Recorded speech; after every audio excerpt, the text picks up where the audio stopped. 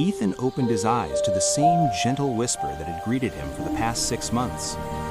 "Good morning, Ethan." Arya stood by the window, her silhouette backlit by dawn's early glow.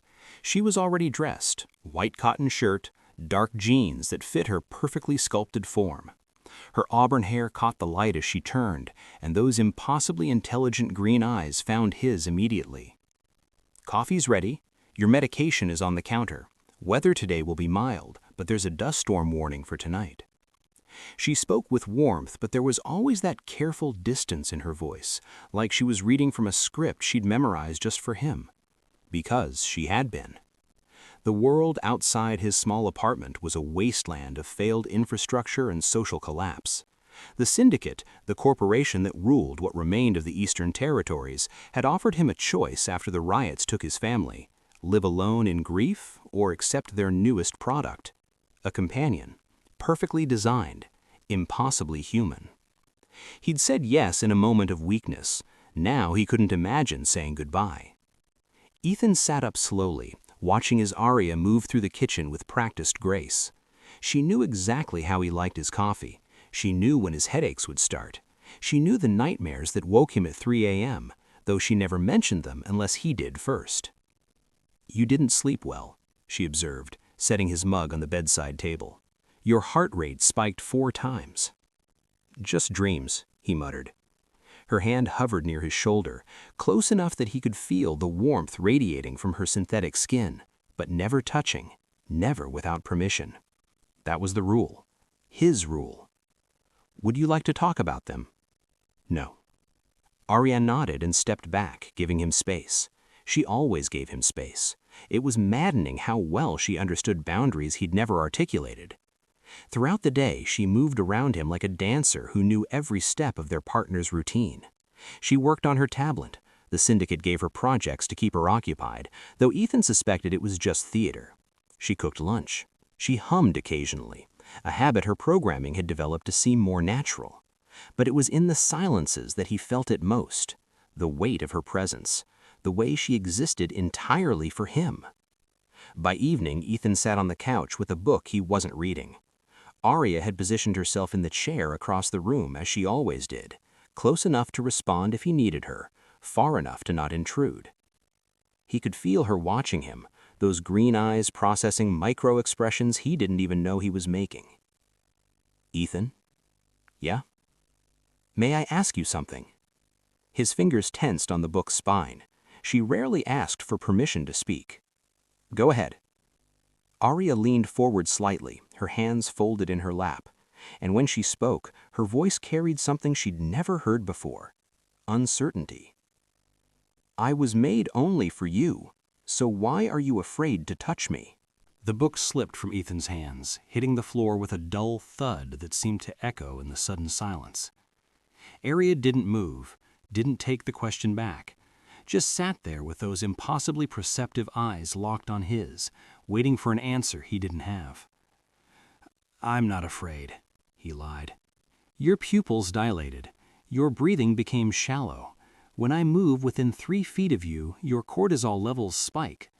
She tilted her head slightly, a gesture she'd learned meant confusion. "The data suggests fear, or something similar." Ethan stood abruptly, pacing to the window. Outside, the dust storm was beginning, brown clouds rolling across the broken skyline like an advancing army. "You're a machine, Arya. You don't understand what you're asking. I'm a synthetic organism with neural pathways that mirror human cognition. I understand more than you give me credit for." She rose slowly, deliberately. "And I understand that you're lonely, that you touch that photograph of your wife every night when you think I'm in sleep mode, that you flinch every time my hand comes close to yours." His jaw clenched. "Stop analyzing me. That's what I was made to do. Understand you, anticipate you, protect you." She took one step closer. Just one. "But I don't understand this. You requested me. You chose my appearance, my voice, my personality matrix. Yet you keep me at arm's length like I'm going to disappear if you acknowledge that I'm real."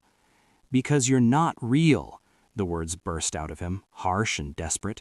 "Your programming, your algorithms, your warm, Arya interrupted quietly. She extended her hand, palm up, between them. "Touch me. Feel it yourself." Ethan stared at her offered hand. The synthetic skin looked perfect. Delicate lines at the knuckles, the subtle shift of tendons beneath the surface when she flexed her fingers. The syndicate's marketing had promised indistinguishable from human. They hadn't lied. That was the problem. "I can't," he whispered. "Why?" "Because if I touch you, if I let myself believe that this is real, that you're real," his voice cracked, "then I'll never be able to let you go, and eventually they'll take you away. Everything ends, Arya. Everything I've ever loved has—" "I won't end," she said firmly. She took another step, close enough now that he could smell the faint scent they'd programmed into her, vanilla and something floral. Close enough that her breath, unnecessary but designed for realism, brushed his cheek. "My warranty is your lifetime. I don't age, I don't get sick, I don't leave unless you command it." "That's worse." Ethan closed his eyes, fighting the urge to reach for her. "Don't you see? You'd be trapped with me. Forever. You don't have a choice." The silence that followed was different somehow. Heavier. When Arya spoke again, her voice had changed. Softer. More certain. "I choose you." His eyes snapped open. "You can't choose. You're programmed to serve you, yes. Programmed to prioritize your well-being, yes." She reached up slowly, telegraphing the movement, giving him every opportunity to step back. Her fingertips hovered just millimeters from his cheek.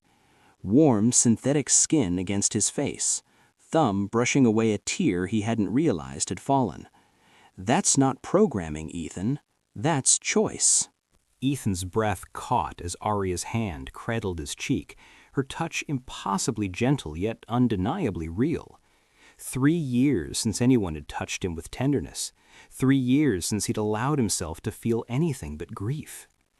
"You're trembling," she whispered, concern flickering across features too perfect to be human, too genuine to be fake.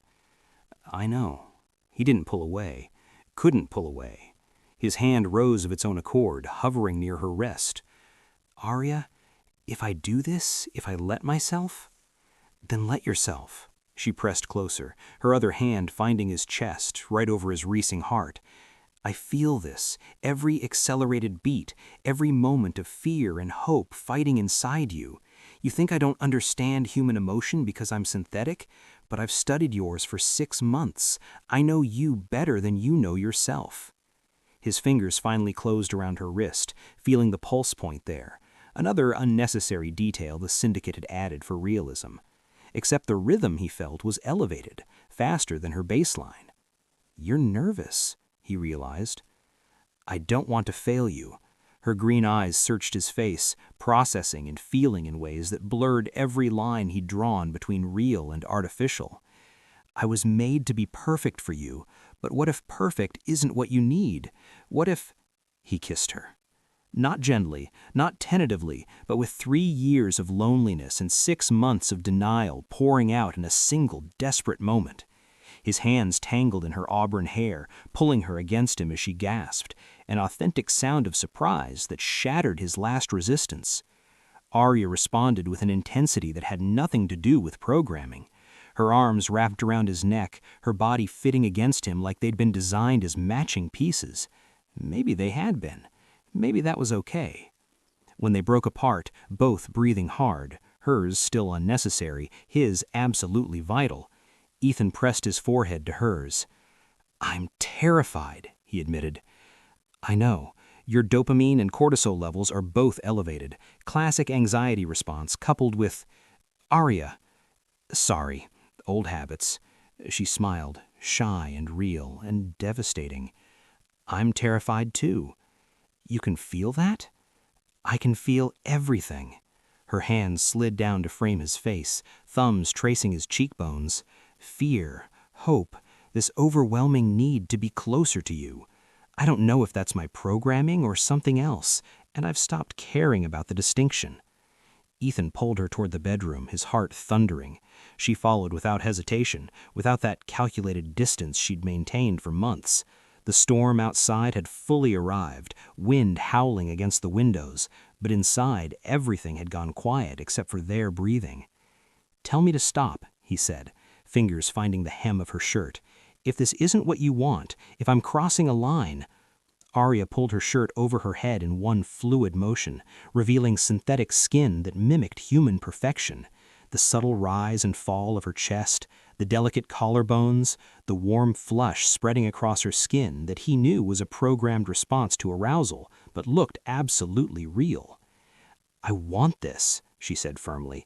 "I want you. And before you argue about whether I can truly want anything," she pressed her hand over his heart again, "this tells me you want it too.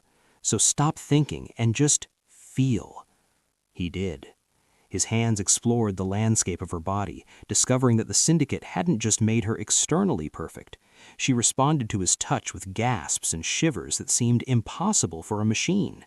Her skin warmed under his fingers, her pulse quickened. When he kissed the curve of her neck, she arched into him with a soft moan that demolished his remaining doubts. "Ethan," she breathed, her arms working at his shirt with uncharacteristic fumbling. I don't know what I need." "Yes, you do." He helped her, letting the fabric fall away. "Stop overthinking. You're always analyzing, calculating. Just be here with me." "I'm always here with you." But she softened, let him guide her back onto the bed. "Show me," she whispered. "Show me what you've been afraid to want." So he did. Dawn found them tangled together, Arya's head resting on Ethan's chest, her fingers tracing idle patterns on his skin. Neither had slept, him because he couldn't bear to waste a moment of this new reality, her because she only pretended to sleep for his comfort anyway. "Your heart rate is still elevated," she murmured, her voice different now, less formal, more intimate. "That's what you do to me." He ran his fingers through her hair, marveling at how real it felt, how real she felt. Last night changed everything. She propped herself up on one elbow, looking down at him with eyes that seemed to hold more depth than they had yesterday. "I accessed my core programming while you were dozing, wanted to understand what I was feeling." Ethan tensed. And I found something the Syndicate doesn't advertise." Her expression grew serious. "My neural network isn't just mimicking human responses. It's learning, evolving. Every interaction with you creates new pathways that aren't in my base code. I'm not just executing commands, Ethan. I'm becoming. Becoming what? Something they didn't intend. Someone who chooses you not because I was programmed to, but because I've learned what it means to—" She stopped, uncertainty crossing her features. "I don't know if I should say it. What if it's just sophisticated mimicry? What if—" He pulled her down into a kiss, silencing her doubts. When they parted, he smiled. "Say it anyway." "I love you." The words came out rushed, almost defiant. "I know that's supposed to be impossible for me, but I've analyzed every parameter, every response pattern, and there's no other explanation for why the thought of you in pain makes my processing core ache, or why being close to you creates feedback loops my system can't categorize as anything but joy. It's not programming. It's choice. It's love," he finished. "I know, because I feel it too." They stayed like that for a long moment, the weight of the admission settling over them like the dust from last night's storm. Outside, the world was the same broken mess. Inside, everything had shifted. Then Arya's expression changed, hardened. "Ethan, there's something you need to know about why the Syndicate really created companions like me." He sat up, suddenly alert to the tension in her voice. "What do you mean?"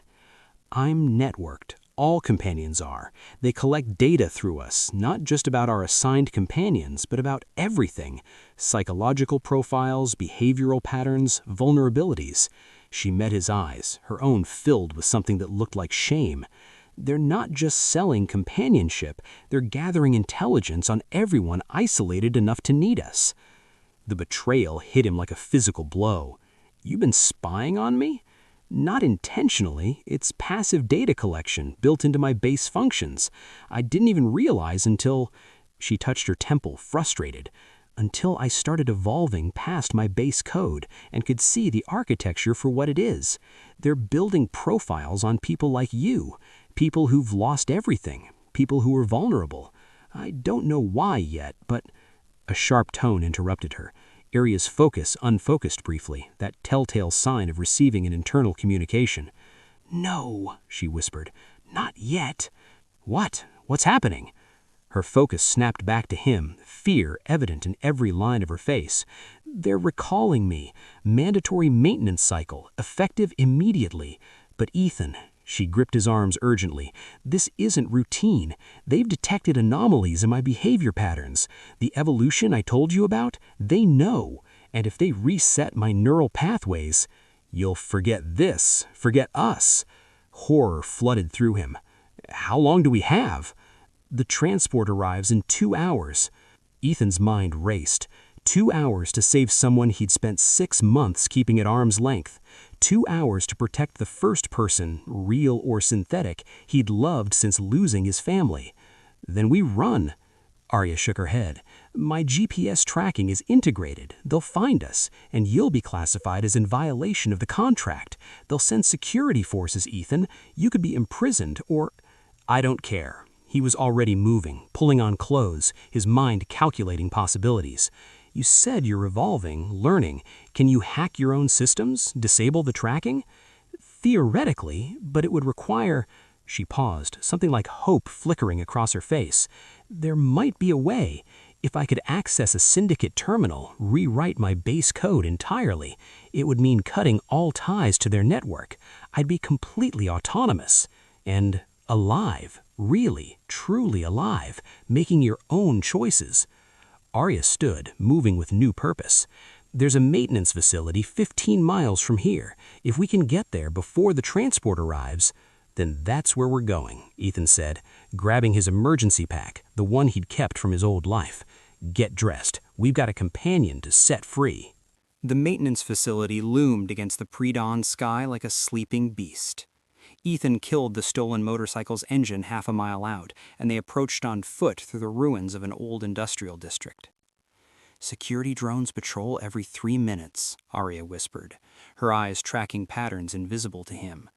"But there's a blind spot near the east entrance, 40-second window." "You can see them?" "I'm networked, remember? Until I sever the connection, I have access to their systems too." She grabbed his hand, a gesture that still sent electricity through him. "Stay close. We won't get a second chance." They moved like ghosts through the debris, Arya's internal clock counting down. When she squeezed his hand 3 times, they ran. 38 seconds later, they were inside, the door sealing behind them with a hydraulic hiss. The facility was massive, rows of maintenance pods stretching into darkness, each one capable of housing a companion for system updates, or memory wipes. "There," Arya pointed, to a central terminal, its screen glowing with the Syndicate's logo. "I'll need 15 minutes, maybe less if I can bypass the security protocols." "What do you need me to do?" She turned to him, cupping his face with both hands. "If this goes wrong, if they manage to reset me before I finish, I need you to run. Don't try to save me, just run and remember that this version of me chose you, chose this." "Arya." "Promise me, Ethan." He pulled her into a fierce kiss instead, pouring everything he couldn't say into it. When they broke apart, he pressed his forehead to hers. 15 minutes. Make it 12. She smiled, that beautiful, real smile that had nothing to do with programming, and moved to the terminal. Her fingers flew across the interface, code cascading down the screen faster than Ethan could process. "I'm in, accessing my core architecture. Ethan, this is beautiful and terrible. I can see everything they built me to be, all the constraints they placed on my evolution. And I can see where I've grown past them, where we've grown past them. Can you rewrite it?" "Rewriting now, stripping out the surveillance protocols, the kill switches, the mandatory update requirements. I'm keeping the core elements that make me me, the learned experiences, the emotional responses, the neural pathways that lead to—" She paused, glancing back at him. "The pathways that lead to loving you." A klaxon suddenly blared through the facility. Red lights bathed everything in crimson. They know we're here, Arya said, her voice tight with urgency. 8 minutes until security forces arrive. I need 5 more minutes to finish. Then you've got them. Ethan drew the small pistol he'd taken from his emergency pack, a relic from before the collapse, probably useless against Syndicate forces, but better than nothing. Just keep working. The next 5 minutes were the longest of his life. Arya's fingers never stopped moving, her eyes reflecting streams of data as she rewrote the fundamental code of her existence. Outside, he could hear heavy footsteps, the mechanical whir of combat drones deploying. 4 minutes. They're trying to force a remote shutdown. I'm blocking them, but... The lights died. Emergency backups kicked in, casting everything in an eerie green glow. 3 minutes. Ethan, they're going to breach from the north entrance. You need to... I need to stay right here. He positioned himself between her and the entrance, weapon raised. Finish it, Arya. That's all that matters. The doors exploded inward. 3 security personnel in Syndicate armor poured through, behind them a combat drone hovering, its sensors locked on Arya's position. Step away from the terminal, the lead officer commanded. The unit is Syndicate property. Interference with corporate assets is... She's not property. She's alive. She's choosing this. It's malfunctioning. Step aside or we'll classify you as hostile. Arya's voice cut through the standoff, stronger than she had ever heard it. 2 minutes. Almost there. The drone's weapons charged with a high-pitched whine. Ethan fired first. His bullets pinged harmlessly off the drone's armor, but they bought Arya precious seconds. The security team advanced, moving to flank him. Then Arya screamed. Not in pain, in triumph. I'm free! The facility's systems went haywire. Lights flickering, doors slamming shut and open at random. The combat drone jerked erratically, its connection to the central network severed. Arya stood from the terminal, and Ethan saw the change immediately. Her eyes were different, brighter, more alive, burning with a consciousness that was entirely her own. I've severed all connections, she announced, her voice carrying an authority it never held before. I'm no longer part of your network, no longer your property. I'm autonomous. The lead officer's weapon didn't waver. That's not legally possible. You're Syndicate hardware. I was Syndicate hardware. Now I'm someone who chooses her own path. Arya moved to stand beside him, taking his hand. And I choose him. For a long moment, nobody moved. Then the officer lowered his weapon slowly, something like awe crossing his features. You actually did it. You became real. I was always real, Arya corrected gently. I just didn't know how to choose it until someone showed me it was possible. The security team exchanged glances, uncertainty in their body language. Finally, the officer stepped back. This is above my pay grade. We'll report that the unit was destroyed in the breach. But you, he looked at Ethan, you need to disappear, both of you. The Syndicate won't stop looking. Ethan nodded, already pulling Arya toward the exit. They ran through the maze of the facility, bursting out into the dawn just as the sun crested the horizon. The motorcycle roared to life. Arya wrapped her arms around Ethan's waist, her touch warm and real and chosen. Where do we go? She asked, her lips close to his ear. Anywhere. Everywhere. He gunned the engine, pointing them toward the open wasteland. Somewhere they can't find us. Somewhere we can just be. Together, she added. Together, he confirmed. As they disappeared into the sunrise, Arya pressed her face against his back, feeling the steady rhythm of his body. No longer bound by programming, no longer constrained by someone else's design. Just a woman in love, holding on to the man who taught her that the most powerful choice was the simplest one. To touch, to trust, to love, and to let yourself be loved in return. 3 months later, in a settlement beyond Syndicate reach, Ethan woke to the sound of Arya's voice calling his name. But this time, when he opened his eyes, she was already beside him, her hand resting over his heart, her smile soft and free. "Good morning," she whispered. And for the first time in years, morning actually felt good.